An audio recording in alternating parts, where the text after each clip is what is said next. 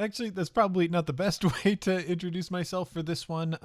Hey, it's James. I am the host of the Campaign Skyjacks podcast and president of the One Shot Podcast Network. And I'm here today in support of our friends over at World Builders. For those who don't know, World Builders is a charity operated by a good friend of the show and friend of the network, Patrick Rothfuss. And it is a pass-through charity. They do fundraisers for other charities to harness the power of good-hearted nerds to help really important causes.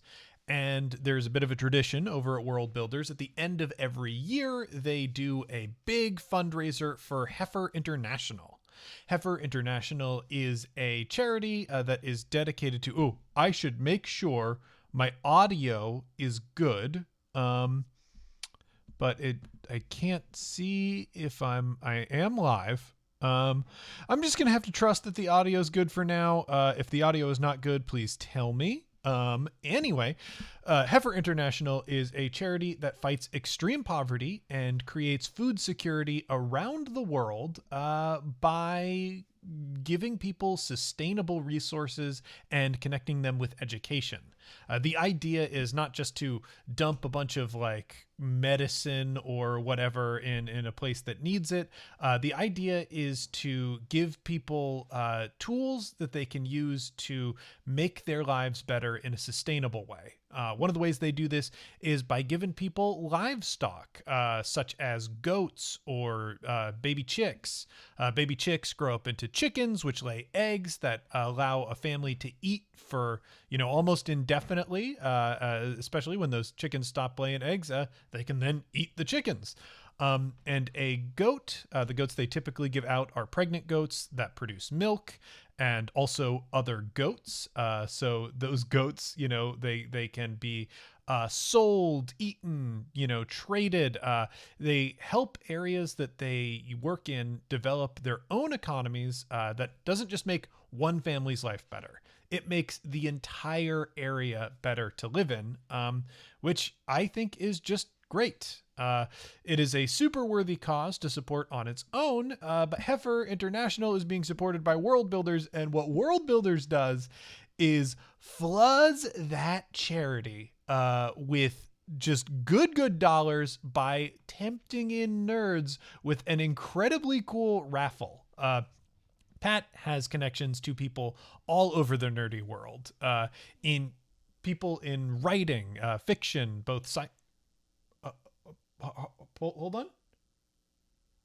Okay, that wasn't for me. People writing sci-fi and fantasy, people in games, people doing all sorts of cool stuff, and they put up fun prizes. Things like books, games. One of my favorites, the oh my God.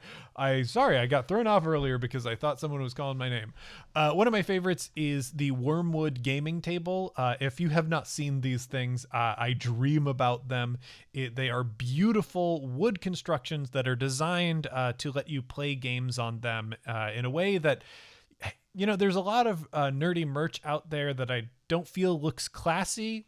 Everything Wormwood does is classy, and Wormwood has offered up not just their like super expensive high-end gaming tables, they've offered up options for people who may not be currently occupying like their future home or the home that they're going to settle in for a long time to build, whatever table they want. There's all sorts of cool stuff there, and you are entered to win raffles for those prizes for every $10 you donate. So you're not just helping an incredibly good cause, you are, entering yourself to win some really cool swag. And on top of all of that, One Shot is operating a page of our own. If you manage to help us raise certain dollar amounts, you'll help us reach stretch goals where we'll give you extra content. I'm going to pull up our page right now. I'm going to try and do the thing that Pat does and add a window capture here so we can look at the page. This is going to look a little bit ugly, but that's also fine. Okay, yeah, and that's just showing all my tabs. I'm sure nothing bad is in these tabs, but I will quickly on the fly edit this.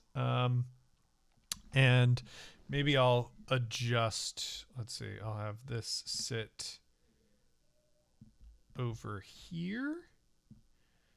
And I'm just gonna while this lives here, oh boy, that's the difference between my stream and Pat's stream. Pat has this queued up because he's been doing it for years, but I'm just sort of stepping into this for the first time. Anyway, this is the one-shot page. As you can see, we have raised $13,389 so far. That is incredible. I am so proud of all the heroes who donated.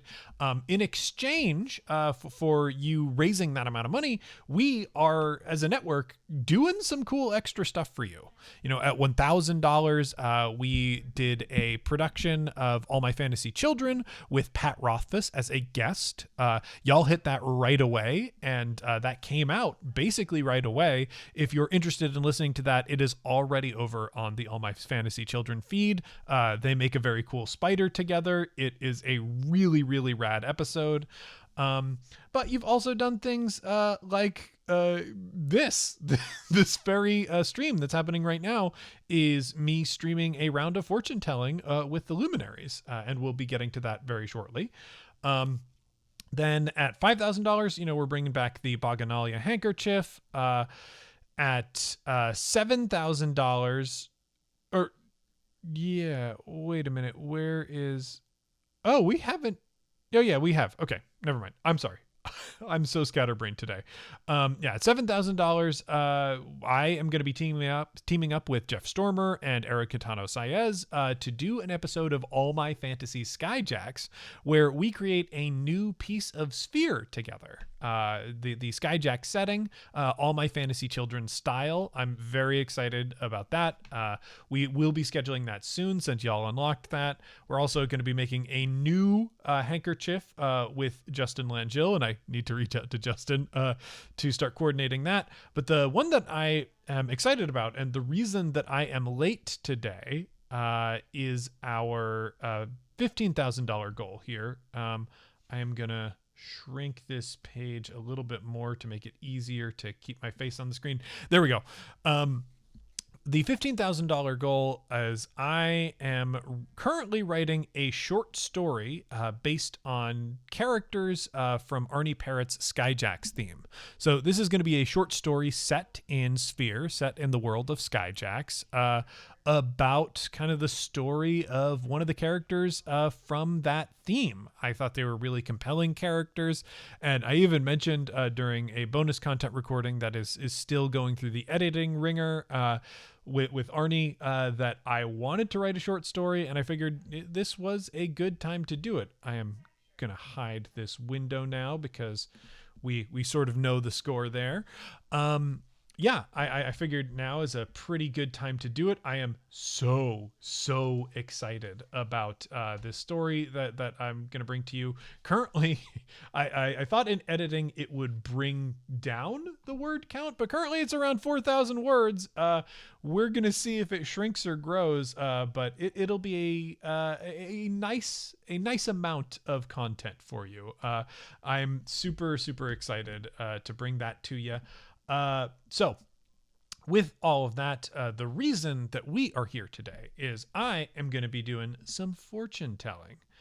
And basically anybody who's in the chat can offer up a question, and I will try to use these luminary cards here to answer that question for you. While I am doing that, I should pull up the meanings that I wrote down for the luminaries because I constantly forget them. But if you have a question for the luminaries, you can drop it into chat. Just make sure you @ me. It's easier to see when you type @OneShotRPG to those because otherwise the feed just moves and it's hard to see anything at all. I am just going to pull up the luminaries.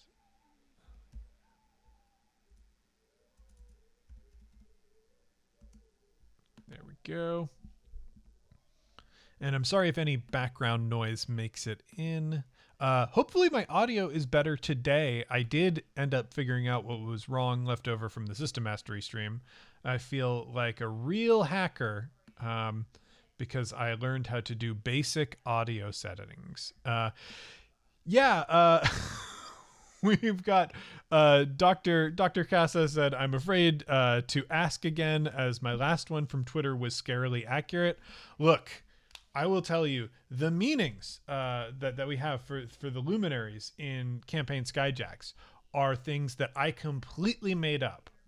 This is a fictional universe based on a game, based on an album by a band. Everything about it is totally invented, but these cards are 100% magical. That's basically guaranteed.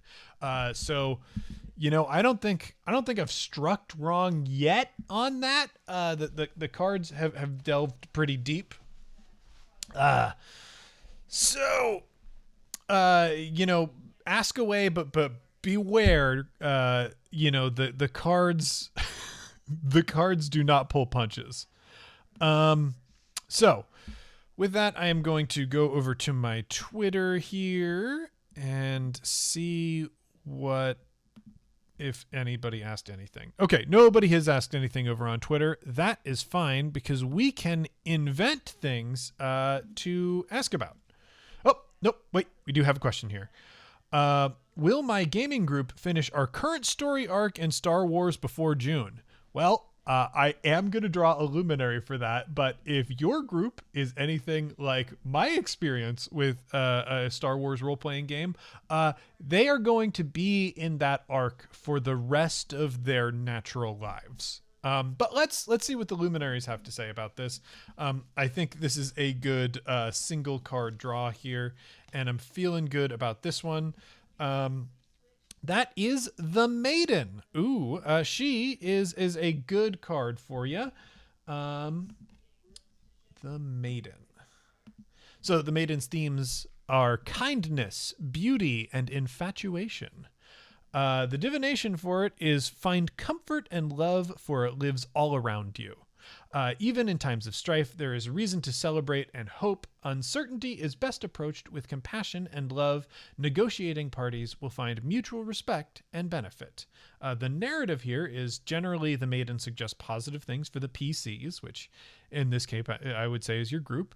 She is a sign that their current course is right and beautiful, and the relationships valued by the PCs have an important underlying positivity. If danger is present, it lurks only in the background, diminished by love and kindness. So this says to me that I think there actually is a chance that you're going to linger in this area, but the time that you spend in that lingering is going to be time that you are grateful that you spent. So my advice kind of based on that is don't be afraid if the arc feels like it is moving slowly, if it feels like it is going to extend past the year, you know, that you intend to close it out, because the things that you're going to find are going to be extremely rewarding things that you will look back on very fondly in your gaming experience. So yeah, that's I say the Maiden says that even if you do run this arc a little long, she is on your side and she is having you run long because that's what's meant to be. So I am going to go back. I'm pretty much just zeroing in on ats here. So I apologize if I miss important things. If you do want to ask questions, be sure to at me. The next one here comes to us from Social Piranhas, and it says, oh, of course, this it jumps as soon as I start reading it.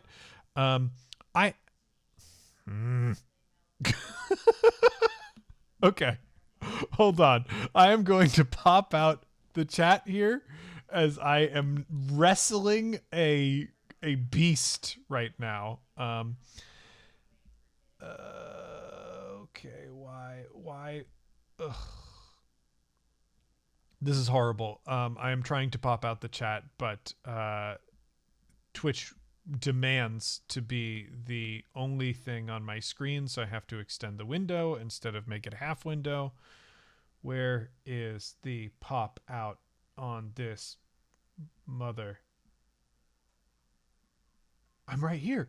I'm in chat settings. What? Let me pop out the chat. Let me pop out the chat.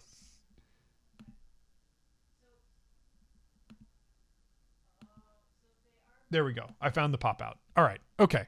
We are halfway to getting that thing answered. Now I just need to scroll up and stop the... Oh God, please let me select things. Oh my gosh. Oh my gosh. Okay. I've got at least 3 questions here, so I'll be good for a little bit. I just need to pull up a sticky note now. Paste that down. Okay. Okay. Wow. Cool. Cool. I'm glad that I look very cool and professional right now for this thing that I have been doing for years. Okay.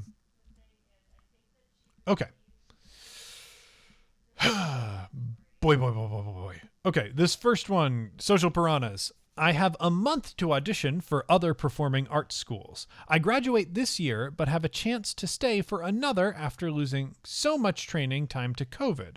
Do I pull it together and apply all the places I want to go, or stay put for a 4th year? This is interesting. I am going to see, I'll pop the Maiden back in to see if she has something to say about this.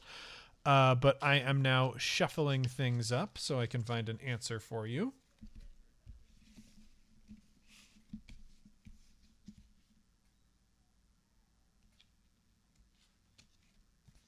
Okay. I think the reading for this one is going to be straightforward. I pulled the newborn for you. And let me just pull them up here. The newborn, also known as the infant, represents beginnings, responsibility, and potential. The divination states, the newborn could be a fresh start for one who has been brought into a world they don't understand. It could herald an era of tremendous personal responsibility that will require nurturing and attention. No matter what, the newborn signals potential. With time and care, it will grow. Actually, I thought this was going to be straightforward, but this does seem to be straddling the line a little bit there. You know what?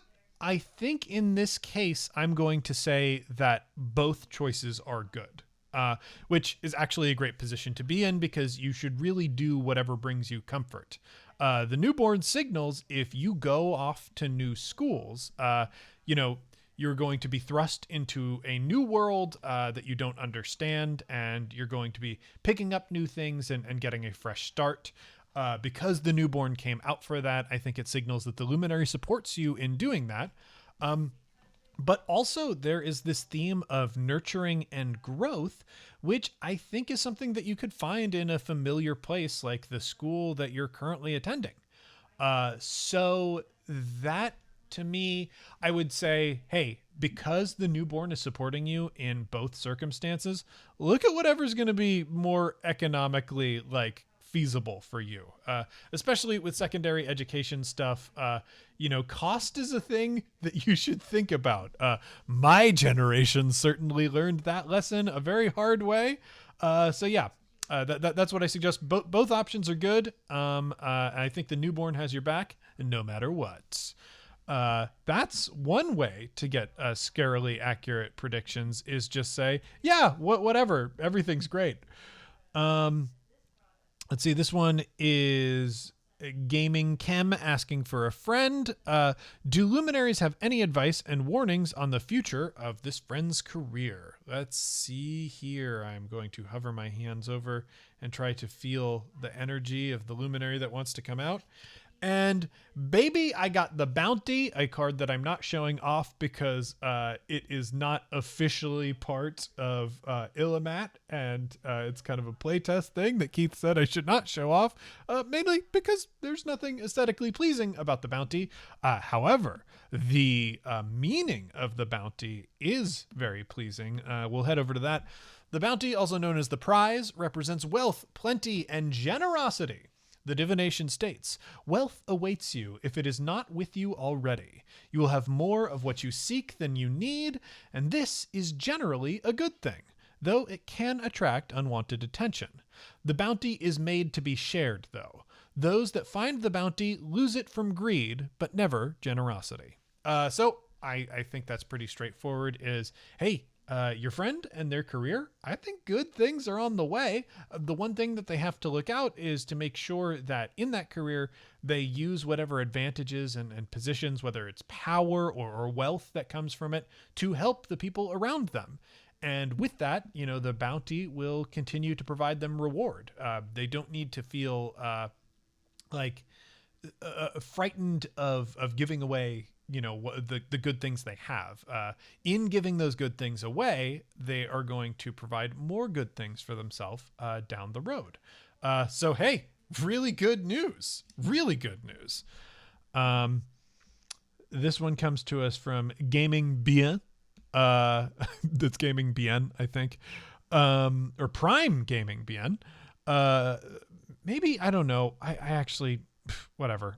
I really don't know how to read Twitch things that I've copy pasted. Anyway, the question is, are we going to get a stimulus check before the new year? I feel like I can tell you the answer to that, but let's see what the Luminaries have to say.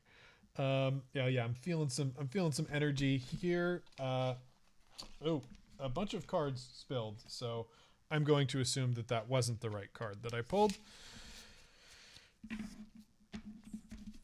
I'll give it another shuffle and see who is coming out to join us. I got the Maelstrom, a card that I cannot show off the art for, but there you go. The Maelstrom. Oh boy, that is probably not great news as stimulus checks go. Also known as the Tempest, it signals chaos, change, and storm. The divination says something will change drastically and violently, upsetting any expected natural order. The change will come in a wild crucible that may destroy you before you see it if you are not clever and strong. Yikes. Boy, that's not a great thing to pair with a stimulus check. But it could actually work to our advantage. Right now, the reason that we're not receiving stimulus checks is the representatives who have been kind of acting are not really acting on behalf of folks who need stimulus checks. They're acting on behalf of folks who want to keep their taxes low and companies that don't want to pay taxes ever. If there's a change to that status quo, that's a really good thing. And the Maelstrom states that change is coming. So, I just saw in the chat talks of civil war. Let's hope that it's not civil war, right? That's the thing about Maelstrom, right? It says that it might destroy you if you are not careful and clever about it. Seeing that on the way, I think there is a way to avoid war as a solution. Sphere does not have war. It is very anti-war in setting. But that is nothing to say that there isn't a bit of a revolution called for in kind of the fact that a lot of representatives don't seem to terribly interested in supporting the people who have very clearly demanded what they want and need. So yeah. I think the Maelstrom suggests that if stimulus checks are going to come, we have to fight for them, and we have to work for that, and we have to be careful as we do those things. So that is my reading and my recommendation. Now I need to pull up the chat. So many questions popped up while I was answering those three. I'm going to try and spend a couple minutes gathering more.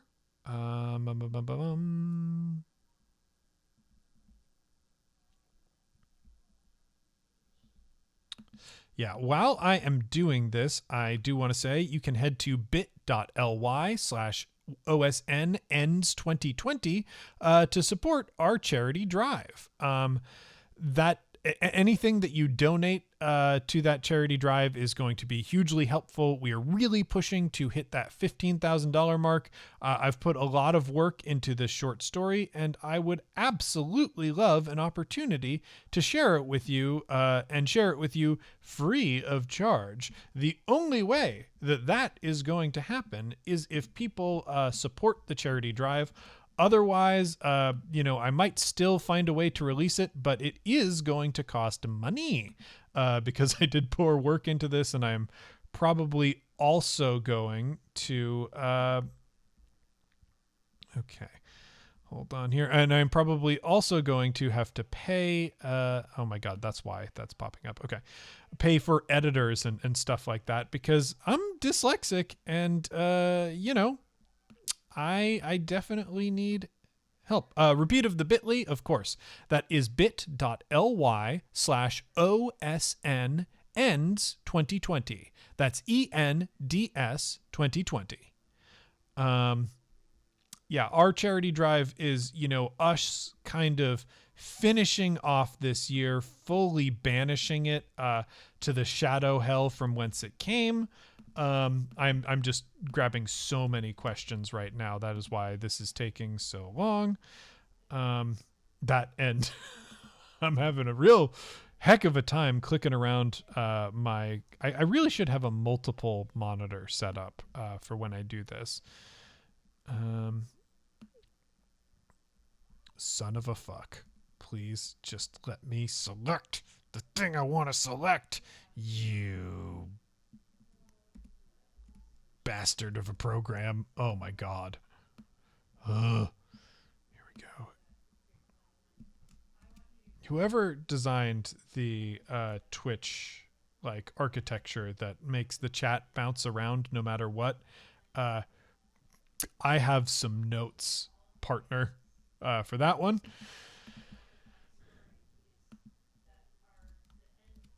Okay. I am still grabbing more stuff from chat. I want it to be a long time before I have to do this again. And I want to answer as many people's questions as possible. So I am scrolling back, even if it would be easier to just pick whatever's in front of me. I do kind of want to de-incentivize a bunch of people just making the screen go so fast all the time, because then I won't be able to read anything. And as a dyslexic person, I have enough trouble reading things cold. It is something that's become a big part of my job, and it is wild that it has become such a big part of my job. Okay, so I got those two. Let's go down a little bit. Oh my God, please. Let's go down a little bit more. Okay, got that one. Gimme. All right. Now I gotta go grab this one. Oh man, I am killing it, y'all. I am grabbing so many questions. I'm gonna grab all these. And I think that will serve me for a little bit at least.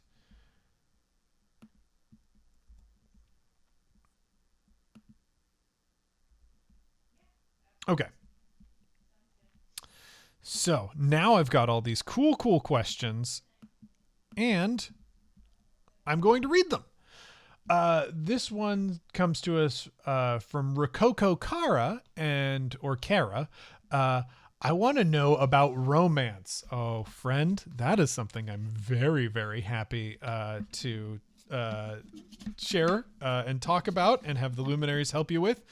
How will I meet? Oh, this is a good phrasing of this question because it presumes that romance is on the way. Love that. How will I meet a new BF, GF, or NBF? Love that. And love your glasses, by the way. Thank you very much. I adore this pair of glasses, and I get complimented on it frequently, but I love it every time that it happens. Okay. So I am shuffling the Luminaries now. I have placed the previous cards back in the deck. I feel like we have we've reached a new era because I had to grab new questions. And I do want to make sure that the Maiden is there for you should you require her aid. And the bounty for that matter. Okay, I'm getting a tingling from here in the middle of the deck. I'm pulling a card, and the card that I pulled is the Children. The Children is also known as the Angels, though. And I am going to pull up their thing if I can find them. Where are they? There they are. There are so many Luminaries now. The Children, or the Angels, consequence, inevitability, and eternity. Oh, this is very interesting. I like this very much. I'm going to read the whole thing for this because this is fascinating. The Children watch and see things that you might not even notice. Although they are not strong now, one day they will be, and they will judge what they have seen. They represent a coming world that you do not control and one that cannot be stopped. The power of the Children might not suggest immediate action, but they are a promise that deeds both good and bad will be answered. I think this has probably got to be a multi-card reading because the Children, I think, come out and they sort of confirm the way that you pose this question, that it is inevitable that you will find romance. But the question that you asked specifically was, how will you find it? And I don't think the Children are providing us a how. So I am going to look a little bit further, and I have found the Echo, which, that's another prototype card. The Echo, which is actually one of the newest Luminaries that I created a reading for. And the Echo is Deja Vu, Illusions, and Repetition. The past is critical to understanding events currently unfolding. You either need to work to avoid past mistakes or fight to repeat bygone boldness. This could be your personal past or the past of the place you happen to be occupying.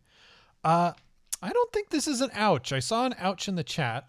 I kind of think the Children, or Angels, have been watching and observing. And there's part of their construction is that they might not be strong or present now, but they will be inevitably one day.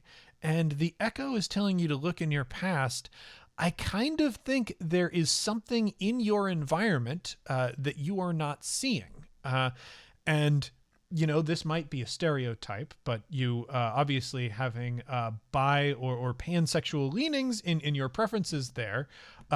One thing as queer people we have to accept is that we are extremely bad at perceiving when people are into us and flirting with us. I think maybe someone is already flirting with you, and if they are, it's probably good to act on that. Be honest with yourself. You definitely gotta look around and see what's up, because here's the thing, it's gonna happen, but if you want it to happen sooner, I think action is something that's called for. So good luck with that, Kara. I think that is, yeah, of course you're terrible at picking up flirting. That's the new queer thing. There used to be a time when queer people could like wear handkerchiefs and earrings and find each other like that. And now two people can be madly in love with each other, signaling it constantly all the time and never see anything. That's just the way the world is right now. So maybe ask your friends, take a long, hard look at the different relationships in your life and see if there are maybe some signals that you should be picking up on that you haven't been.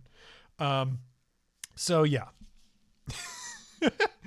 I don't know if it's due to queerness specifically, but it is kind of a trend. All the clueless queer memes give me life and also don't make me feel bad about my whole situation. Anyway, this one comes to us from Prime Gaming Galubi. I do think Prime Gaming is not germane to the usernames now. Okay. Will I have a good working future? Oh man, what a capitalist and American question this is. Let's consult the luminaries here. I think I'm getting, I'm getting something from here. That is the Changeling. The Changeling, I think, will provide a very interesting answer to this question because off the top of my head, I don't know what it is. Transformation, yearning, impulse, and will. The divination states, something is in flux and the new is more important than the old. The changeling is far more concerned with what might be won than what could be lost. They are willing to stand against any force that might attempt to stymie their growth. A person in the thrall of the changeling is transforming and they intend to see it through. What does that say about your future? I think it says that you don't need to worry about stability so much. You need to be more in tune with what you want. If you want a good working future, you have to listen to yourself if you are unhappy, or listen to yourself if you think you might be happy somewhere else, or, even if it is not moving or changing jobs or careers, I think you need to listen to the impulse of, gosh, I need to change something about what I'm doing in my immediate situation. So the thing that the Changeling says about your working future is don't get hung up on the risks surrounding finding your happiness. The Changeling has your back if you chase what you need. There is not a single job that I hated that I wasn't glad that I quit, even when it put me in a rough spot temporarily. I have had some miserable jobs in my life, and I've even had some good jobs, a very good job that I left to do this job, and I am much happier doing it. So yeah, I will say don't let the desire for stability or the desire for something familiar stop you from chasing the things that you really want, because that will be the thing that rewards you the most. Okay, let's see. Should I go back to... okay, this one comes to us from PJ Brown 24. Should I go back to school for something next year? That is a good question that I did not ask with the intonation of a question. Luminaries, which one of you wants to come out? Am I feeling anything from anybody? Again, something coming from here.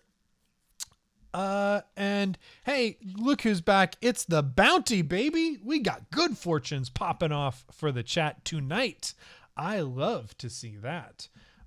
Once again, I'll bring up the bounty, and to remind everyone, the bounty or the prize signifies wealth, plenty, and generosity. So once again, this is about good rewards and all that. It is absolutely poggers, if that's how that's pronounced. Though I will tell you, my dyslexia makes me always read that as proggers, which I think represents prog rock. Anyway, let's focus up in on the bounty. So this is, you're going to get good things if you share those good things around. So if you go back to school and you learn stuff, you learn skills, you learn information, pass that around. Teach the people around you, share those skills, and help people, because it will all come back to you in return. Remember, you only lose the bounty if you are not generous with it.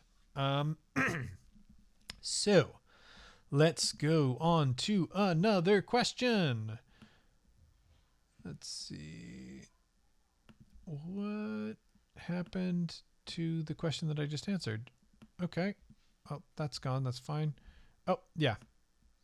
Okay, this one comes to us from Shaleblade. Should I indulge good NB vibes and take some outfit photo shoots, or should I wait for better weather? Ooh, this is a good question, and one I feel that somebody said peggers, and that's very funny to me. This is a very good question, and I think the Luminaries definitely have your back because Sphere is fundamentally queer.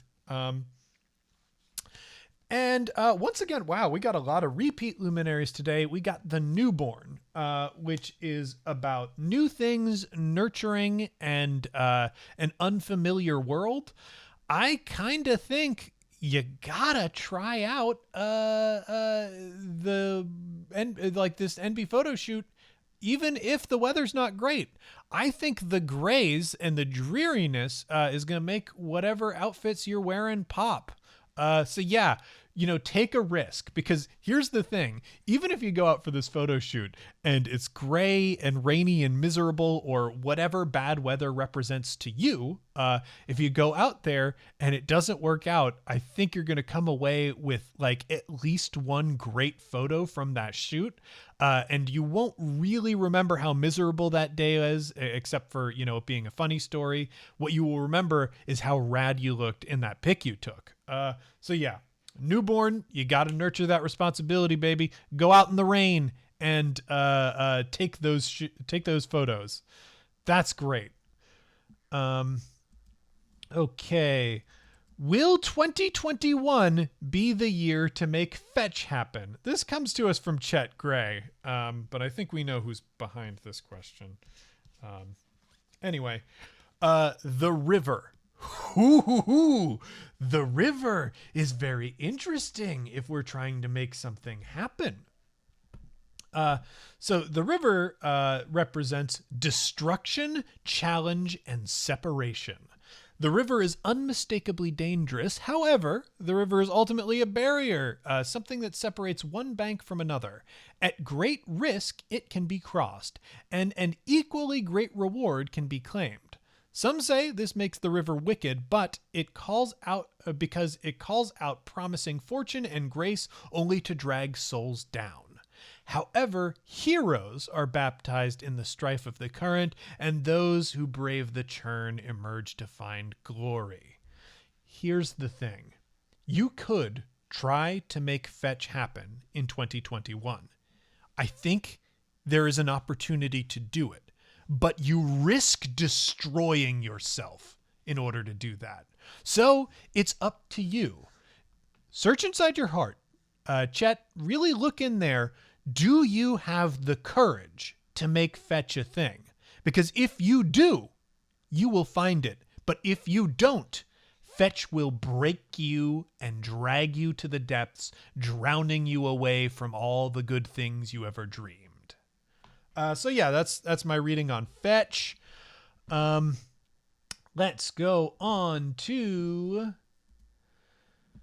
1K That Treason. And this is the players I DM for decided to bring a dead god back to life in my game. I'm looking for inspiration for where that might take the story. Hey, this is another thing that the Luminaries are definitely qualified for. I'm getting these questions from way back in the thread. Y'all have been talking a lot. There are how many people? There are 92 people here.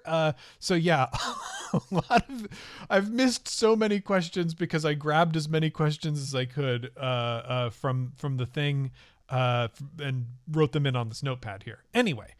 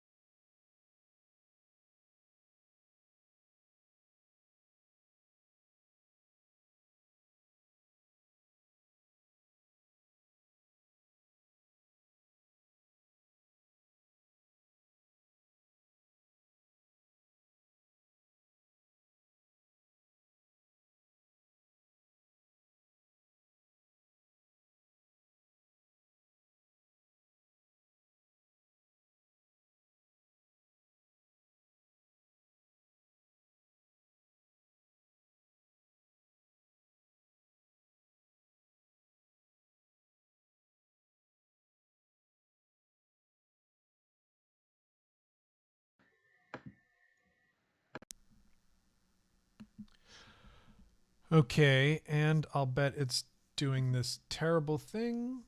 So I'm going to switch over to mono. There we go. Hey, we're back in, baby. And we didn't lose too many viewers on that.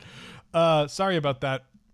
My laptop, some of the most recent recordings of campaign, my mic has just been dropping out, and I have no idea what is at fault or what's causing that. I'm pretty sure it's not a Zoom issue, which makes this even more confusing. Anyway, so the Star Watcher needed a buddy, and for that I drew the Maiden. They decided to bring a dead god back, and I drew the Maiden. This is fascinating. So the Maiden suggests kindness, beauty, and infatuation. Oh, ooh, oh, treason, good friend. I have good news. There is a twist to awakening this dead god that I really don't think is very obvious to most people thinking through this situation. I think this dead god is going to be real into the party. Let's read this divination a little bit more. The Maiden draws attention away from danger, perhaps allowing it to grow unseen and therefore unopposed. But those in despair may look upon the Maiden and see only what they lack. To those lost in the dark, the Maiden might act to banish them along with the harsh cold of winter.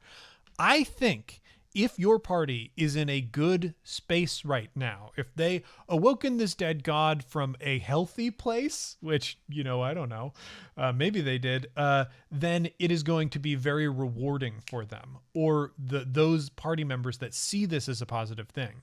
If they have fear and dread, I think it might not work with them. Either way, I think this dead god is into them. I think this dead god sees value in them.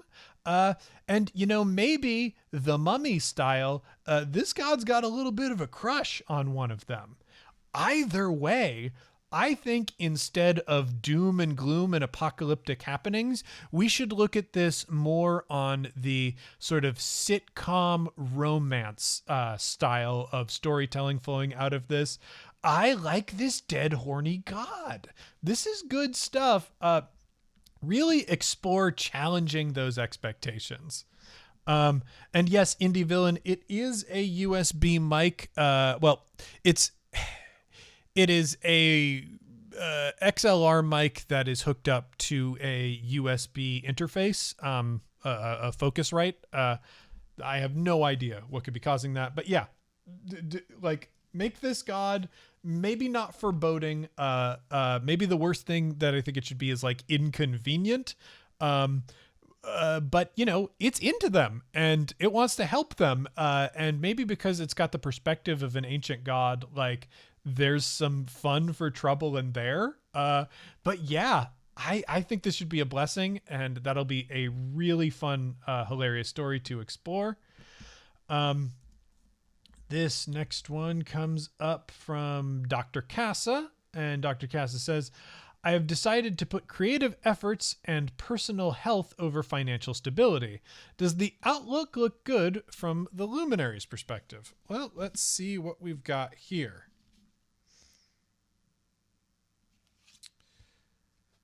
The Forest Queen. This is interesting. Let's see what the Queen says about this. So I'm going to read this question again. Personal health over financial stability. The Queen represents power, dominance, expectation, and order. The Queen represents the intervention of natural forces. The power of the Queen is limitless in nature.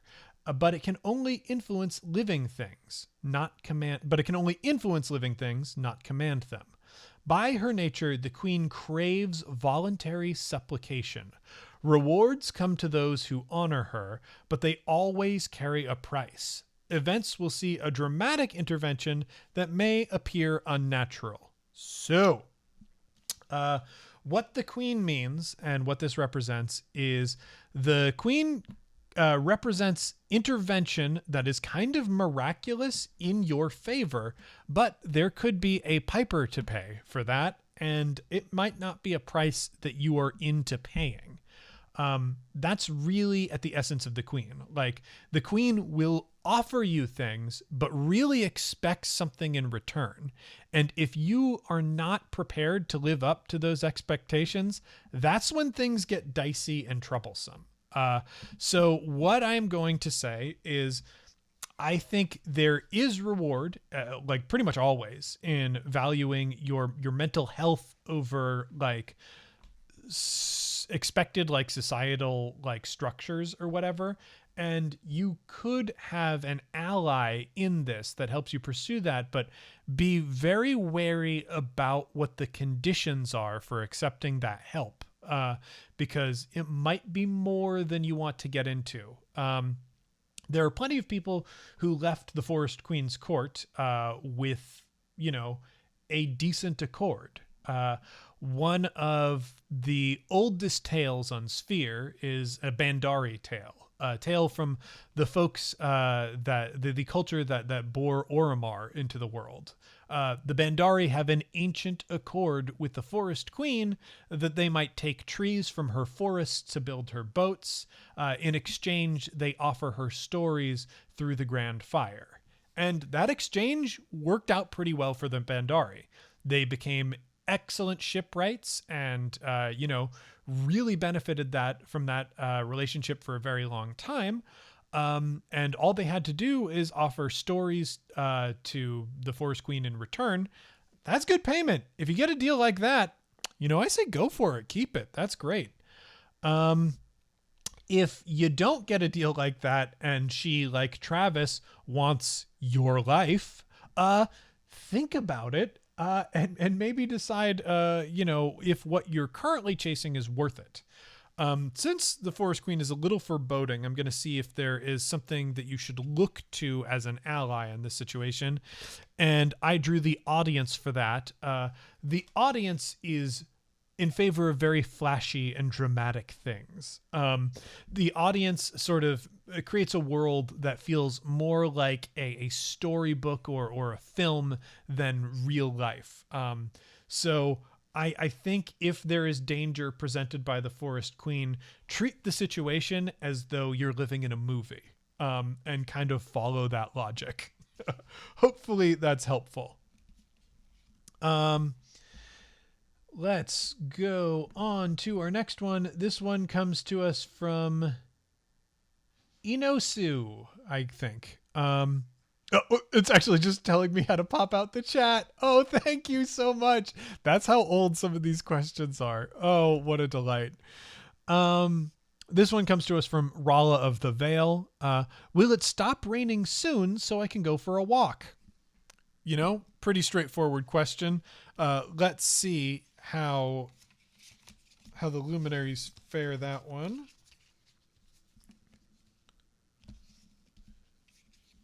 A lot of young Luminaries popped up. The Drought. Normally a pretty bad Luminary to draw, but in this very specific instance, it might work out in your favor. Yeah, let's see. The Drought's themes are misfortune, scarcity, and desperation.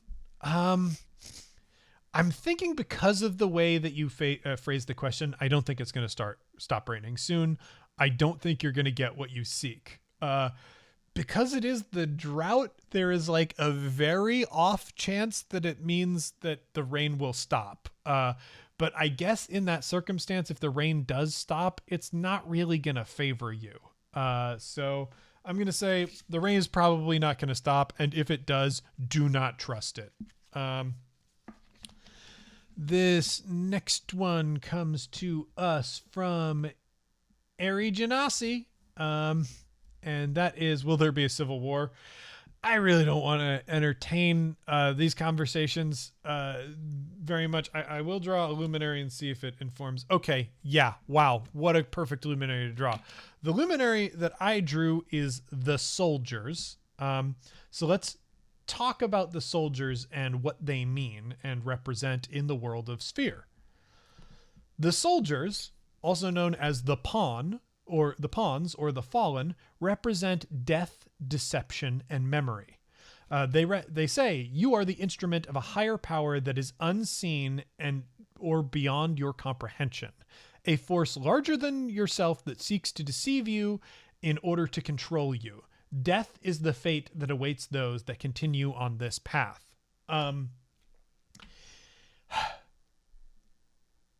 Really, really be very cautious about what forces are pushing you in which direction. Always, in every situation, personal and political, you want to be valuing yourself above other things, because you are the resource that you have. Now, that doesn't mean be selfish. Part of valuing yourself, I think, is really engaging with community and kindness and generosity. Valuing yourself means acting in your best self-interest. And sometimes that is not immediately apparent. There are so many forces in this world that, will approach you with something that sounds like a pretty good deal and is actually fucking terrible. So when we talk about something like civil war, what we're doing is listening to a part of ourselves that wants to indulge violence because we think it will provide us with the release that we've been searching for and haven't been able to find. But people have taken advantage of that specific impulse throughout all of human history to build themselves into tyrants and empires. I mean, look at the folks who were clamoring for civil war long before it became a very popular topic of discussion post 2016. Those were people who were hoarding guns and trying to seize land from national parks, kind of serving the interest of billionaires who own gun corporations and stuff like that. I don't think it is a healthy impulse to indulge if you're thinking about civil war in terms of how do I defend my family from an impending threat and an ongoing oppression, that sort of thing. That is valuing yourself. But if you're thinking how do I use violence to stop myself or to stop the things that I dislike in the world, I don't know that it's coming from a good place. And I think it is deceiving you. So yeah, that's what I think about that Civil War question. Pretty loaded, folks. I do think we probably need to create extra judicial consequences for people who are breaking the law, as our current judicial system is not really doing the job. Anyway, this comes to us from Yoinks. Do Luminaries have any advice on how best to do charity this year? Interesting.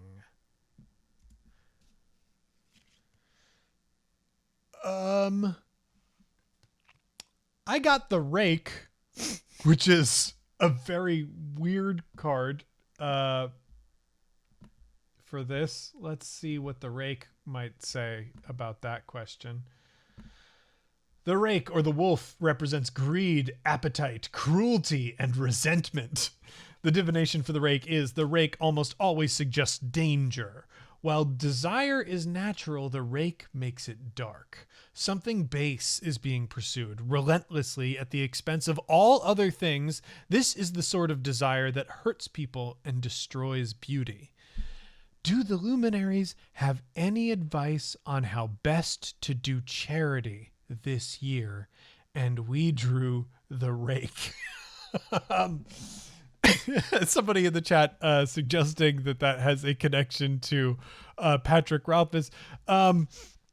I mean, Pat is a canny navigator of these sort of spaces, and absolutely figures out really cool ways to get people to give.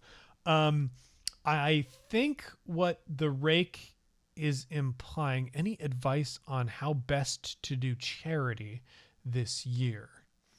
I think the Rake is trying to warn us of a danger, so I am going to pull a companion card to see where we should actually be looking for support here, because the rake is warning us about something. Rusalka is the card that I drew for this. Rusalka and the rake are natural opponents to one another. The rake, represents this reprehensible greed that harms people, and Rusalka punishes that sort of greed. The Rusalka also does that through temptation. Her themes are temptation, desire, and longing. The prize you seek may be more dangerous than you have considered. Listen to the warnings given to you by friends and loved ones. There is more wisdom in those words than you wish to hear. You long for something difficult to touch. Your desire will only grow, but now is not the time to pursue it. I guess the follow-up question that I would have to be is, what sort of charity are you thinking of doing? One thing that comes with charity is, feelings of purpose, good feelings, positive feelings. I think it is worth thinking about if you might be chasing those positive feelings in a way that is actually causing negativity. This year, at the end of this year, One Shot was operating a lot of fundraisers. We had the Make Georgia Twice as Nice. We have this. We raised some money for Casey's audio equipment. There was a lot going on, and it was definitely too much. So I decided to back off a little bit on Make Georgia Twice as Nice because I wanted to devote more time to supporting this charitable effort. Now, I could have dived in and pursued, all of those things, because it does make me feel good to support world builders. I'm supporting a friend, and I'm supporting a cause that I believe is truly worthy. In Heifer International, I think what they do is incredible, and I really think the world is in need of people who are willing to help other people, and help other people in a way that lets those people, empower themselves and make their own lives better. If I had pursued both fundraisers at the same time, I think it would have been to the detriment of both of those fundraisers. I think we did really good work with Make Georgia Twice as Nice, and I think we're doing really good work here. So perhaps what the Luminaries are warning us about is to narrow our focus. What is the best way to do charity this year? It is to not bite off more than you can chew. It is to really take stock of the ways you can help and are empowered to help, and not push yourself into doing something that will hurt you and the people around you because you want to get the good feeling from the charitable work that you're doing. I think that's it. With the rake representing harmful greed and Rusalka, warning you of tempting danger, I think that's the connection. Again, a wild pair of cards to draw on, what is the best way to go about doing charitable work. But that is the pair of cards that I ended up with. I am going to take this point to reshuffle the deck of Luminaries and look for a few more recent questions. I want to make sure that people who jumped in and, really helped this chat pop off have not felt jilted by my answering questions that all came kind of in the beginning of our time here together. Just gonna grab those two and gonna grab, I think, okay, those were warnings about my sound being bad.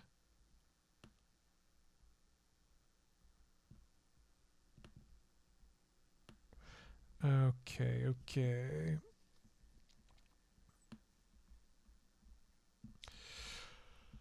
All right. So, just pasting this in. I will take, because there was a little bit of a break there. I am here right now supporting a charitable effort. We are supporting our friends over at World Builders. World Builders is raising money on behalf of Heifer International. Heifer fights extreme poverty and creates food stability by providing people with sustainable resources. It is a really worthy cause, and World Builders is rewarding people with cool raffle prizes in exchange for supporting that. It's really rad, and One Shot is supporting that effort by promising extra production goodies for support. I'm going to go over to our page and check things out here, see how things have progressed since the stream started. Hey, we are at 13,632. We're closing in on $14,000, which is rad, because at 15,000, I am going to have to release... friggin' phone just popped up for no reason.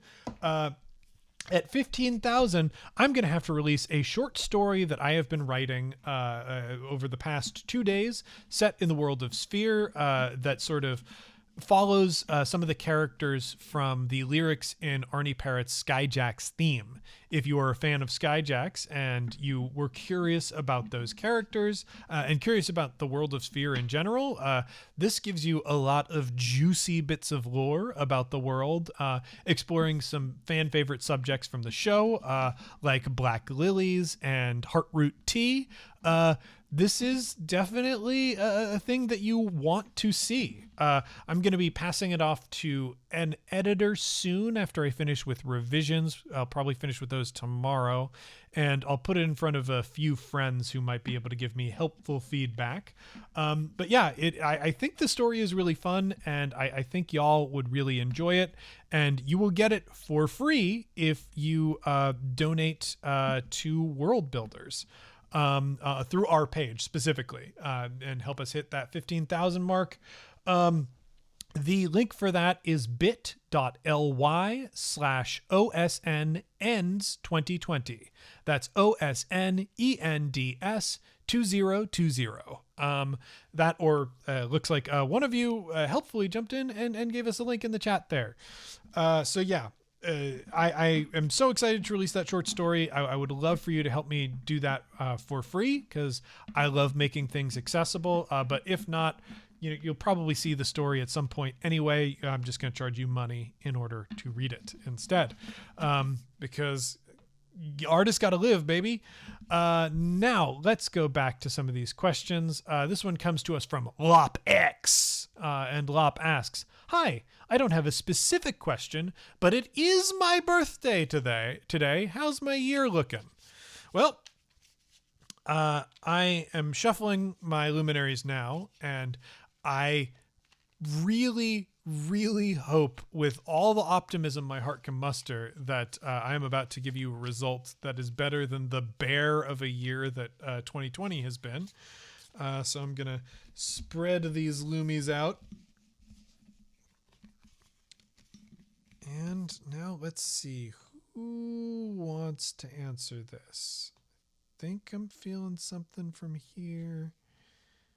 Which one of you? There are so many of you. It's right here. The Echo. Let's see what the Echo says about this year generally. Really hoping that doesn't mean this is an echo of 2020. Deja vu, illusions, and repetition. The past is critical to understanding events currently unfolding. You either need to avoid, you either need to work to avoid past mistakes or fight to repeat bygone boldness. Okay, so, if you felt very courageous this year, you gotta stick courageous. This could be a sort of pandemic response related thing, in that I think a lot of us right now are feeling the sting of just living with the wild conditions that 2020 have provided for us for so very long. And I sympathize with that. But if we really want to get ourselves out of the woods on this one, we gotta stick with the good, responsible behavior, even if it is difficult. extending into 2021.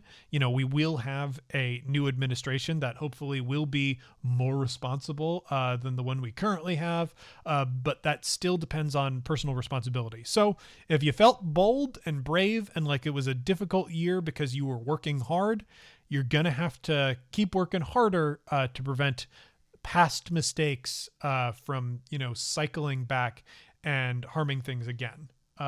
So hey, that's kind of a grim reading. Let's see if there is a companion card that you can look to help you with the trial the Echo has put in front of you, and that is the Soldier's Death, Deception, and Memory.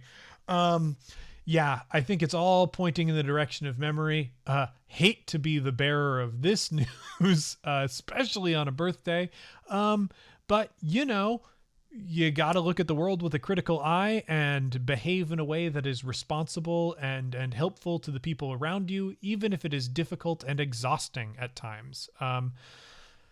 That's kind of what we got. The Luminaries pulling absolutely no punches there, and I am feeling them. Let's go to Budgie Boyo. Love that name. I graduated 2 years ago, and I'm struggling to find work in my field, especially since it's a culture field and honestly done in person. What do the Luminaries say about my future in this field? Okay. Let's see here. Who wants to come out?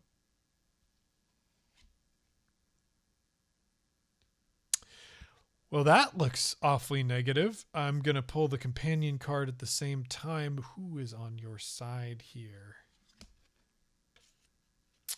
Okay. So the reason I pulled the companion card is the card that came up is the Butcher, which is pretty friggin' grim. Though maybe, well, no, you're probably not a cultural butcher. Let's see what the Butcher has to say. The Butcher, violence, dread, and misfortune. There will be blood. The Butcher creates horror by hook or by crook. And your aid in this strife, this misfortune that we're seeing, is the audience. The audience is action, drama, and suspense. Everything is about to become a bit unbelievable. The people and world around you will seem like players on a stage and may even fold you into the show. I think you got to make big, bold decisions like you are living in a story. I think the circumstances that you're in are extraordinary, and very unfortunately, you got to be a hero about it. It's not easy being a hero. It is thankless and difficult work, but it does make the world a better place. So look for your opportunities for heroism because they are really going to see you through this thing. Oof, the fucking Butcher. Let's hope the next one is better because we've had two kind of bummers in a row, and I don't like bummers at all. Okay, this one comes to us from Kem. I have an idea for a creative project, but it would be a ton of work.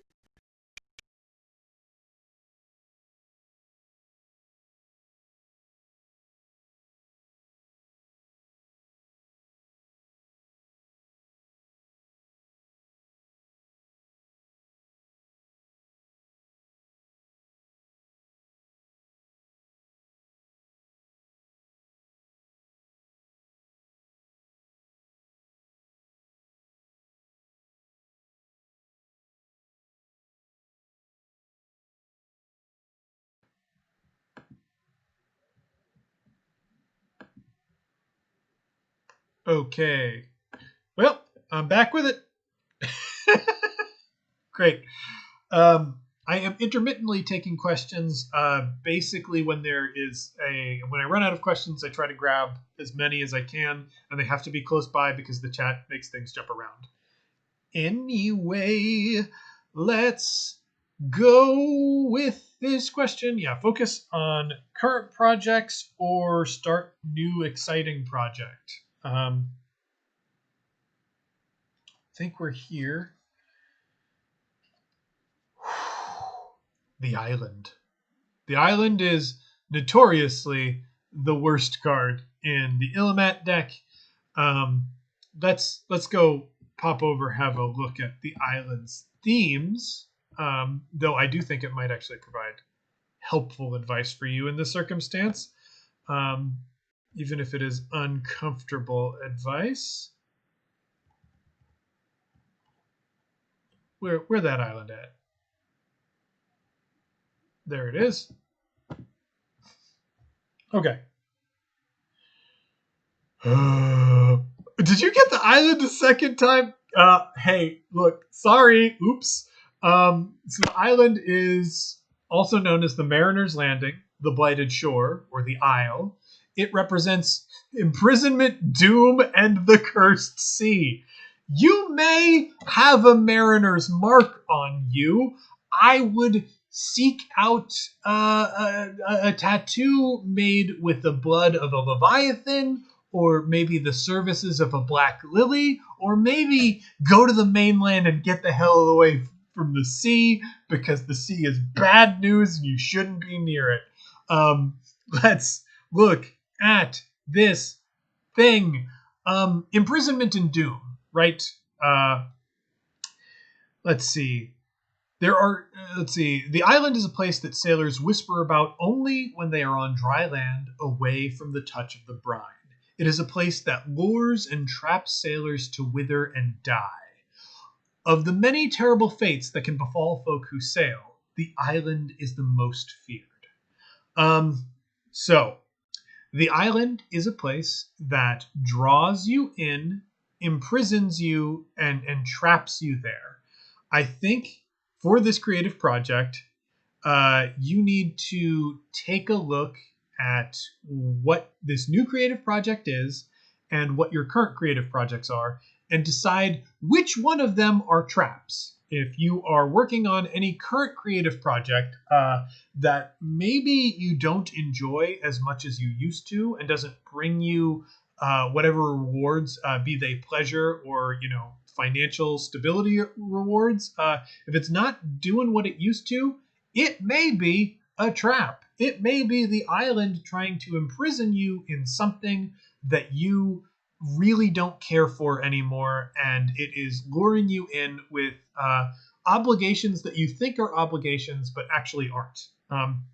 The other thing the island might be saying is that this new thing, that this new clip that you want to go on, is the trap that is luring you in. So take stock, Kem. How much of what you want to do with this new creative project is like gonna be extra work that you haven't anticipated, or is going to call on something from you that might be more than you want to pay? Because the island is a huge bummer of a card, we're going to draw a companion card here. And the companion card, ooh, look at that, is the boat. What a great card to fight against the island with. Let's see what the boat says. Baby. The boat. The boat represents opportunity, freedom, and labor. Divination is fortune awaits those who seek it, but only with blood and sweat.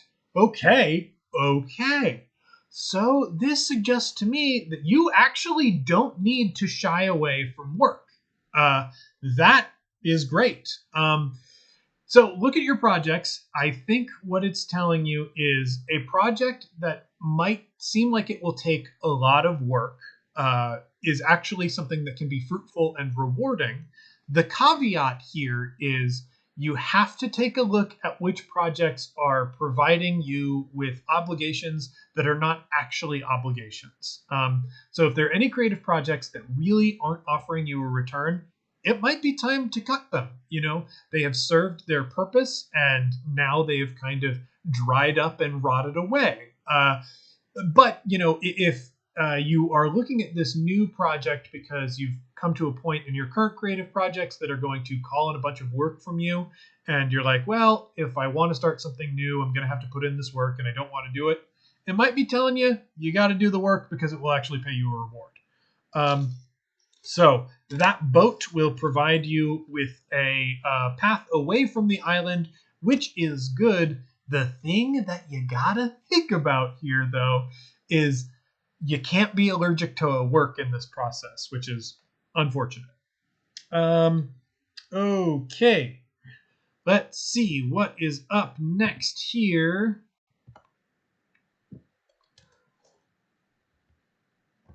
Yeah, Cam, somehow the first reading I think I remember for you from the island also was clarifying and helpful. So I'm glad that that's happening, even if you were currently getting punished by this goddamn curlew motherfucker. Um, let's keep going. This one comes to us from Rowan AR. I'm trying to decide whether I'm going to go to community college or a 4-year next year. If you need one question, should I go to a 4-year if I get in? This is a really challenging question, and one that well, let's see what the Luminaries have to say here. Gonna search around. Ooh, I'm getting a tingle here. The Changeling. All right. Hey, baby. Changeling is, I think, actually going to provide very good clarifying advice for this. Transformation, yearning, impulse, and will. Something is in flux. The new is more important than the old. The Changeling is far more concerned with what might be won than what could be lost.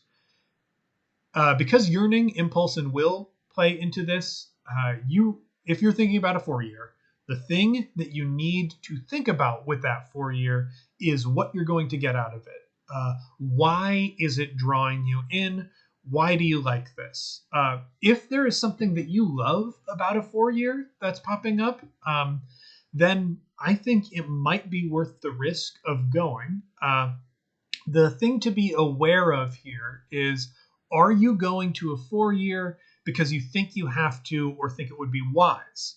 There are a lot of people in my generation who walked away from 4 years and, specifically private colleges with massive amounts of debt and really no prospects to show for it. And as much as I hate being the bearer of bad news, the world does not look incredibly much better than the world of 2008 and the financial crisis.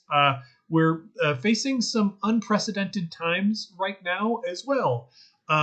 So going to a 4-year could be a big risk. And, if you are looking at 4-year colleges because you want to go to a 4-year college, that's one thing.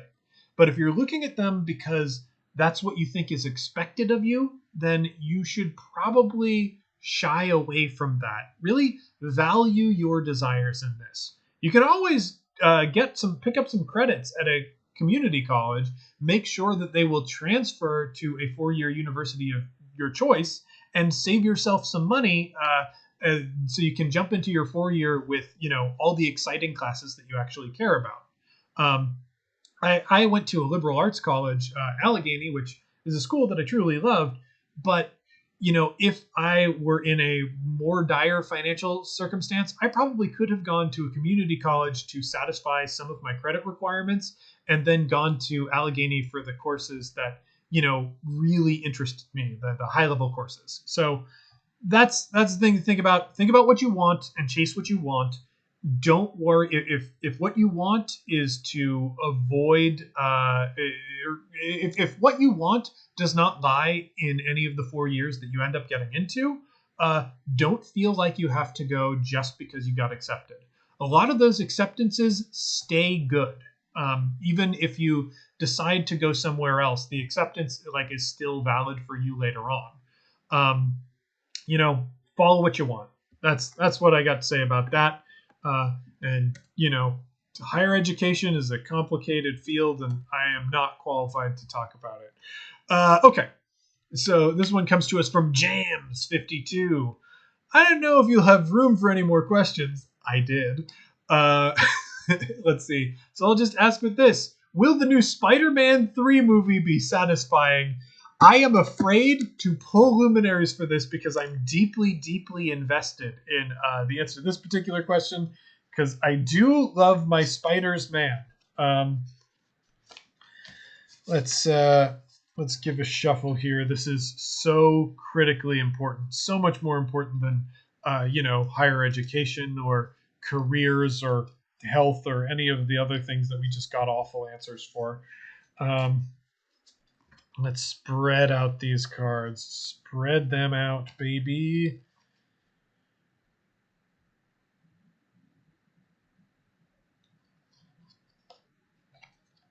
The perfect crime.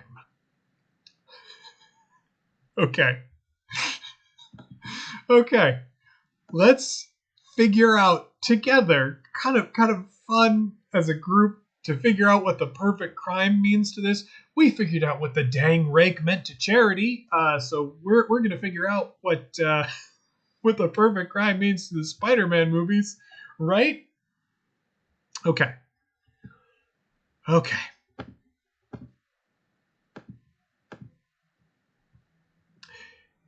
Yeah, it could mean Venom. There's a lot of people saying Venom, and it could mean that. I think I have a more complicated sort of scenario for us to lay out here.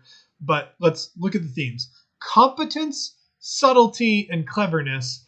Plans in motion are destined to bear fruit. Even if there are elements that were unaccounted for, the winds of fate have conspired to make them advantageous.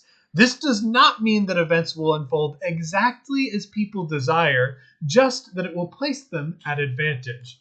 Here's the thing that I have been hearing. I've been hearing whisperings about what the new Spider-Man movie might be, especially because we have a lot of returning actors from previous franchises that are reprising their roles and whatnot.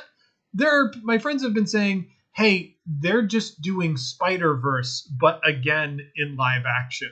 To me, that is the most cockamamie, Hollywood-ass, lazy, hey, we figured out one thing that worked, let's just continue to do the same thing forever. Which means this should be, by all rights, a completely soulless cash grab that crashes and burns. However, what I think is going on here, based on this piece of cardboard paper coated in plastic that has a pretend thing for an unrelated game that I made up bullshit reasons, like bullshit meanings for, based on this, because this is actual magic, I think it's going to be good somehow. I think the new Spider-Man movie is going to be good somehow. They're bringing back the Dr. Octopus from Spider-Man 2, the best of the Tobey Maguire films, which is a wild choice. Also, J.K. Simmons is back. He's there. He's J. Jonah Jameson again. They can just do that. They can just keep doing the same thing over and over. But folks, even if that sounds like it should be bad and weird, it'll be good, actually. We're going to walk away from the theater going, I can't believe that they made Spider-Man dance for a full 15-minute sequence, but it was somehow actually good. And Venom will be there. And he'll be from that 70s show. But this time he'll be like Ashton Kutcher or something. I don't know. Okay, this is it. Things are looking glum. We're facing a time where we gotta be brave and be heroic and face the fact that someone is trying to keep us deceived in order to control our actions, and it's really hard to know which instincts to trust and which instincts to distrust. This Spider-Man movie is gonna be pretty good. So we got that. Got that going for us. Okay. So Kem asked another question here, and because the island and many of the worst cards are already out of the deck, I think I will answer another one because let's hope that Kem just gets something good this time instead. I have an idea. Oh, no, wait, that's the same question, so no. It was just copy pasted there twice. Sorry, Kem. Okay, so I actually need to go seek out new ones and let me see my time. Okay, I got about half an hour left. I can probably still handle new questions here. I'm gonna yoink this one.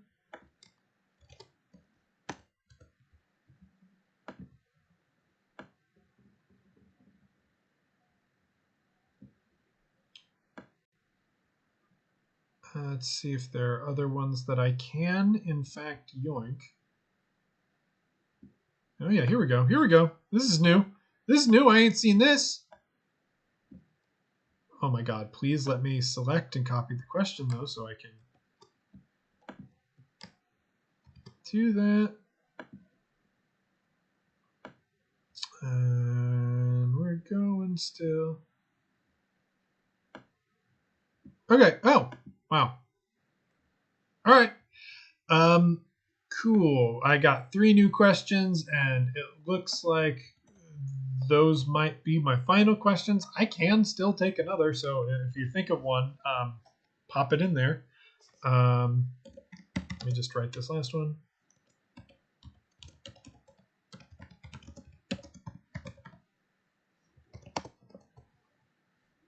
Okay. This one comes to us from Adventures to Take. Who is the Jedi that will come and teach the child in Mandalorian? His name is pronounced Baby Yoda. I've seen a lot of mispronunciations, actually, even on the show, which is kind of embarrassing for them. There are a lot of people calling him the child. There are some people calling him Grognard, I believe, but his name is Baby Yoda. So let's make that clear. Who will be the Jedi that trains Baby Yoda? We're assuming that Baby Yoda is getting trained as a Jedi. Let's see here. We pulled the freebooter.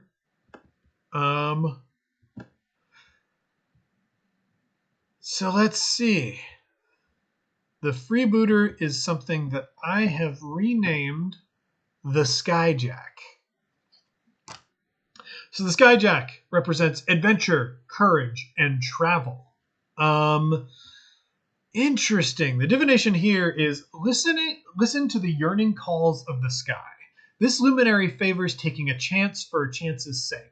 Unlike the river, which guarantees a specific reward, the Skyjack promises only adventure. If there is a reward to be found, it is in challenging fear or the story of a successful caper. In return, it softens risk, tipping the scales towards favorable winds, kind strangers, and safe haven.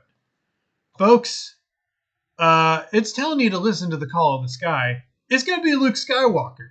That's it. Because, like, who's out there? Ezra Bridger? Okay, yes, we know that Ezra Bridger was hanging out with Thrawn, and apparently Thrawn is going to be a part of this narrative. Whatever. I don't care about that. I don't care about that. What I do care about is Luke Skywalker.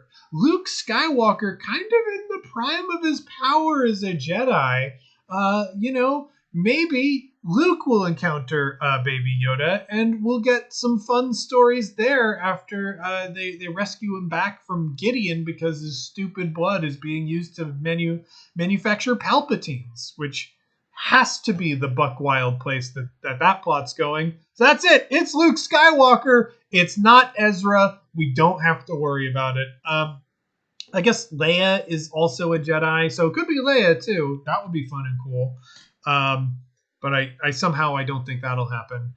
And I'm trying to think if there are any other Jedi that are unaccounted for that I'm not thinking of. This is... Yeah, it could be Darth Maul. Darth Maul comes back, but he's a Jedi. Yeah. Oh, Mace Windu. That's right. Mace Windu was the other option people were floating. That would be fucking cool. Let's see. Adventure, courage, and travel. I don't know. I don't think it's Mace Windu. I'm thinking it's got to be Luke Skywalker.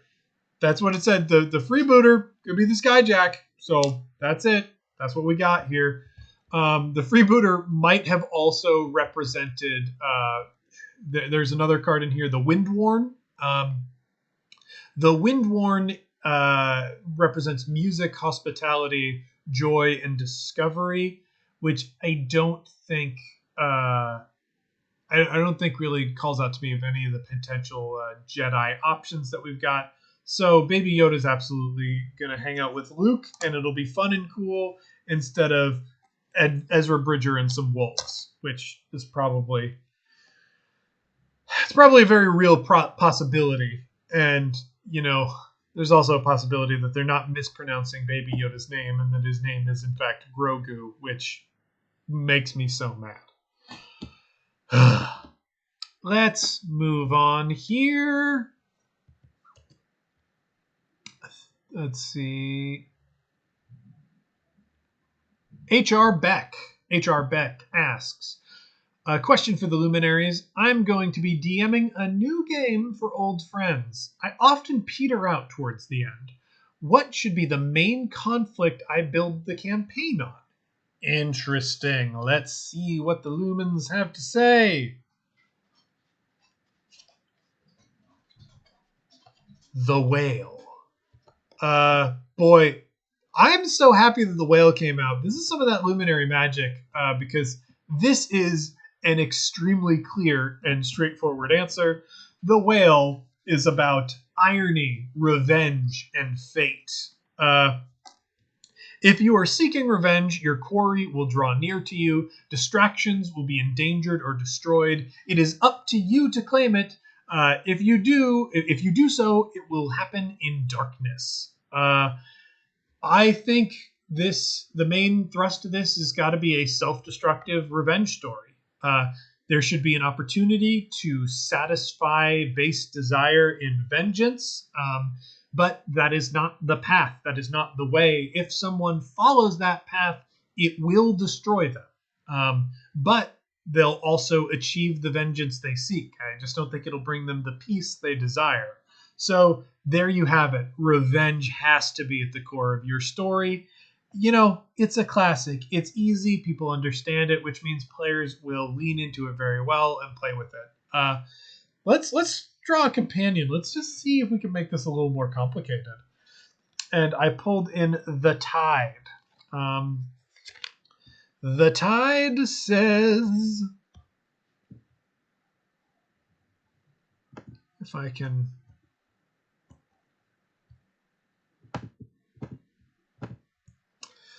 Cycles, shifting fortunes, and change. Your fortunes are about to shift to the opposite of what they have been. A lucky soul will face misfortune. A wretch will find riches. In the face of the tide, reflection is critical in order to avoid unforeseen troubles. A person who fancies themselves unfortunate may find themselves suddenly without something they took for granted. So we're doing a vengeance story here. This feels a bit like a Count of Monte Cristo, where, like Count of Monte Cristo is all happening in waves and cycles, right? You've got a person who has good fortune brought low, and then from that misfortune, they are brought once again into wealth and power to satisfy their vengeance. So I think your players should either start out from a position of like having nothing so that they can build themselves up to pursue a revenge, and along the way maybe find something to live for other than revenge, and at the end of the story they have to make a climactic decision between living and living for vengeance, and no matter what they choose, it'll be a fun story. Or they start coming into unexpected power and have the opportunity to pursue vengeance that was previously beyond them. In this scenario, like, it'll be their first time having power ever. So they can use it, and they can discover along the way whether they want to use it for good or for ill, and whether vengeance is a good or ill thing. I think that's a fun story, and would be really cool to play with. Okay, this is a big question. Woo! Big question, and that is, should I make cookies or cheesecake for Christmas? Let's see what the Luminaries have to say. Oh, this one wants it. Newborn. The newborn, hey, that's suggesting new beginnings and whatnot. That is, make what you haven't made before. That means if you've made cookies in previous years, you got to make cheesecake. If you've made cheesecake in previous years, you got to make cookies. If you have tried both in the past, you need to discard both ideas right now and find a new dessert, because if you put the work in, it's going to yield benefits. So yeah, that's that, baby. Um. Somebody said they have to go. Don't. I don't see the question that you asked. So if I skipped it, I did it unintentionally. It's probably because I wasn't added, or maybe there was a hiccup because I've been dropping my mics. Whatever. Thank you for calling my glasses cool. I really appreciate that. Um, let's do a last question. Let's close this one out. I did see a question earlier on in the chat that I am absolutely terrified to answer because it is so simple and so open-ended, and we've had so many goddamn bummers over the course of these readings. But I think it must be done. And the question is, will everything be okay? Here we go. See, I wish I was with a tarot deck right now, because tarot decks are based on actual traditions and whatnot, which gives them the added benefit of them not really having much power. Because this is completely pretend, these do have power. And they've proven that time and time again. Okay, I am feeling it from one of these three cards, and I want to be absolutely sure because this is such a big fucking loaded question. It's this one. This one for all the marbles. Will everything be okay? Jesus! The audience? I mean, let's take a look at the audience, folks. Let's really dig deep on the audience. And since I did draw three cards here, one of these cards is going to be our ally, and one of them is going to be our enemy. But let's look at the audience. The audience is action, drama, and suspense. Everything is about to become a bit unbelievable. The people and world around you will seem like players on a stage and may even fold you into the show. The audience observes and judges all things. This is not a passive observation. Simply by observing, the audience changes events. Those under the auspices of the audience blend myth and reality. Real events turn into stories and songs. When people do or say things that seem larger than life, there's a chance that they are trying to satisfy the audience. Okay, yeah, this does feel like an interesting times curse, but we do have an ally and an enemy in this play that we're about to go through. And now I'm calling on the Luminaries for our ally. Who among you is our ally?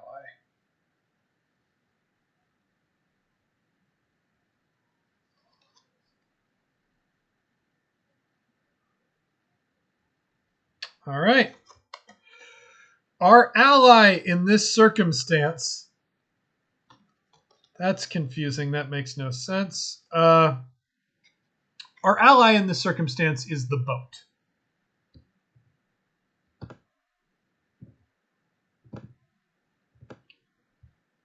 How is the boat going to be our ally?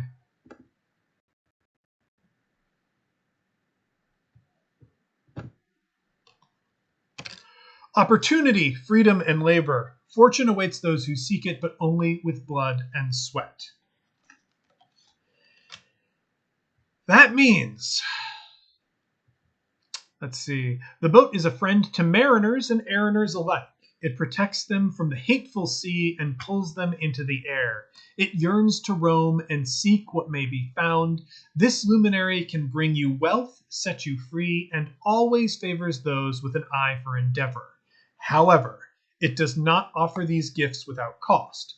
The boat demands care, devotion, and sweat. So, that is our ally, and I shit you not, our fucking enemy is the island. Will things be okay? Well, we face the terrors of the hateful sea, and our ally is the thing that pulls us away from the hateful sea.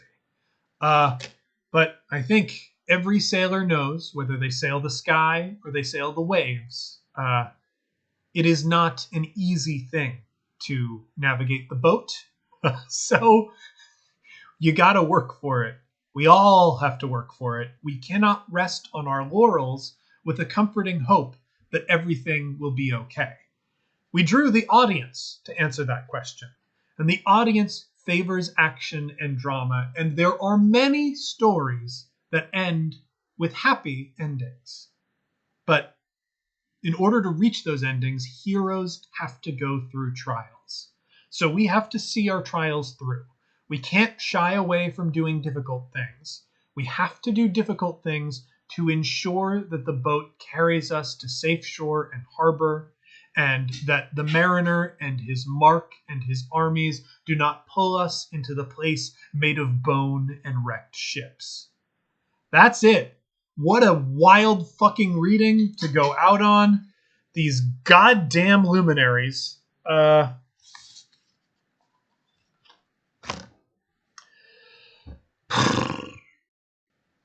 You know, there are so many times I've done these luminary readings. There are cards that you have never seen, and we still didn't see them. So that's weird and wild. Okay, there's somebody who asks, where can I get a set of those? The Luminaries are part of the card game Illimat. I have the Illimat box here. I will hold it up for you.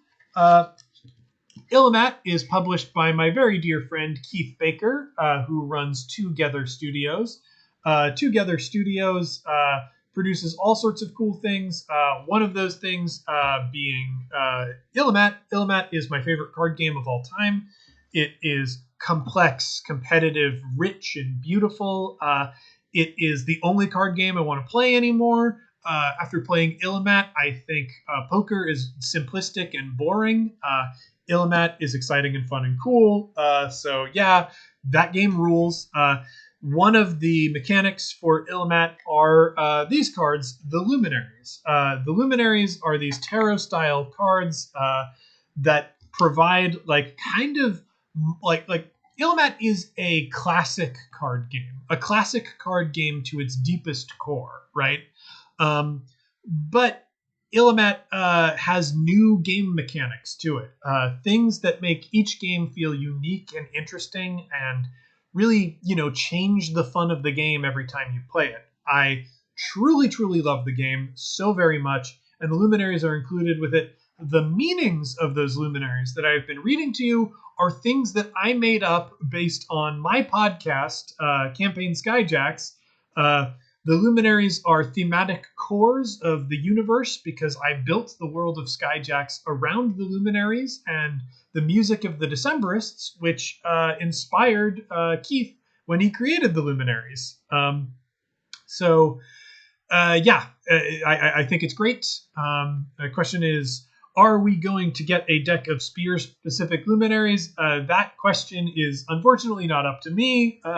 We have to see if we can clear the rights with that. I based this on Keith's game, and Keith and I are dear friends, and we would love to work together, but there is a lot of red tape surrounding Illimat. So the only thing I can say is we'll try.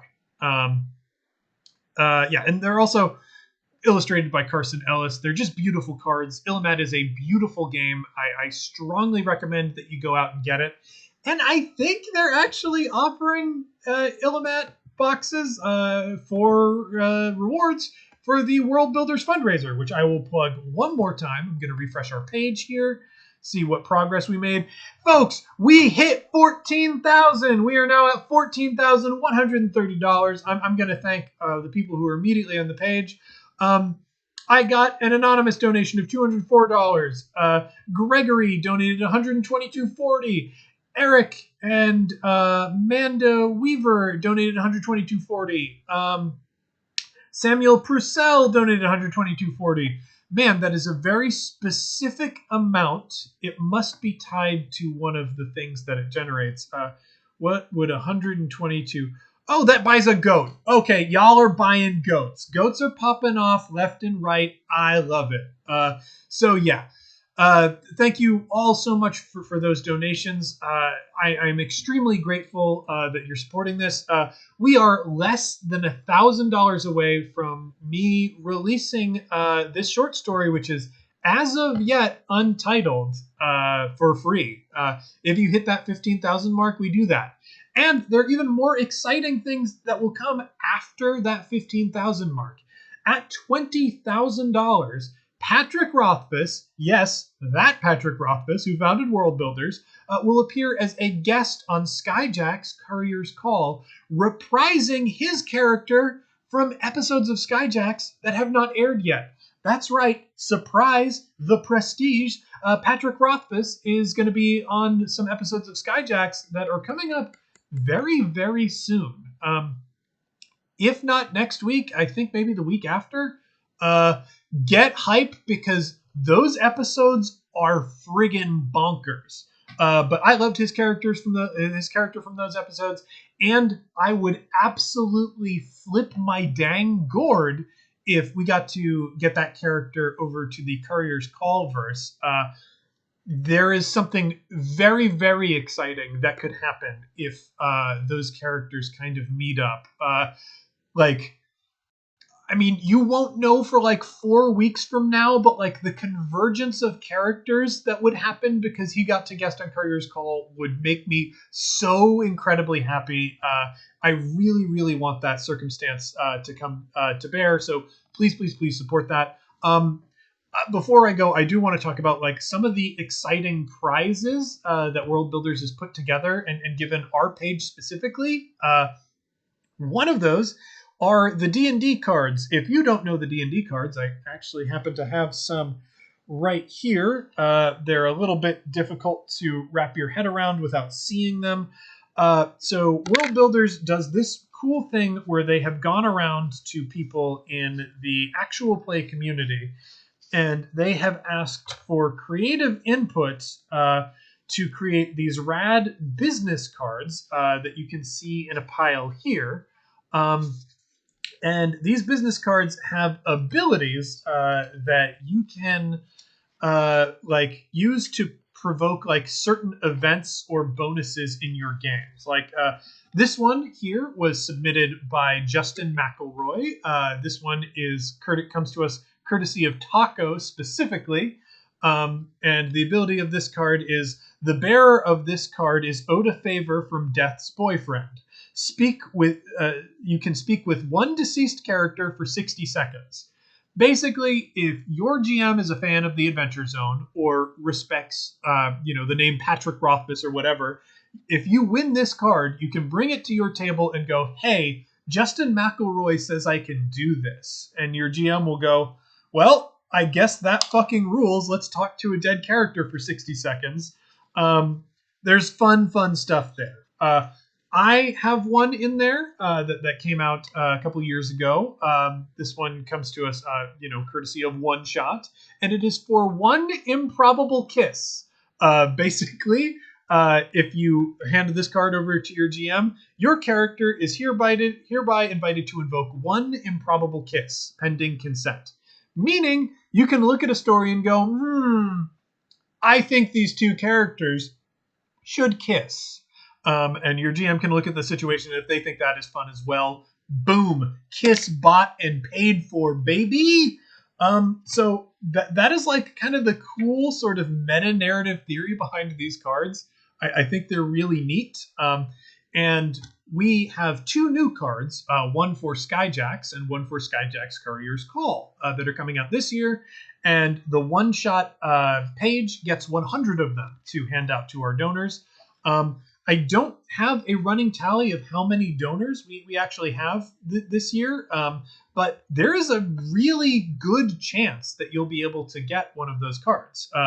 The Courier's Call card, it will provide a character the ability to choose a character in the narrative to receive a either package or letter from a loved one.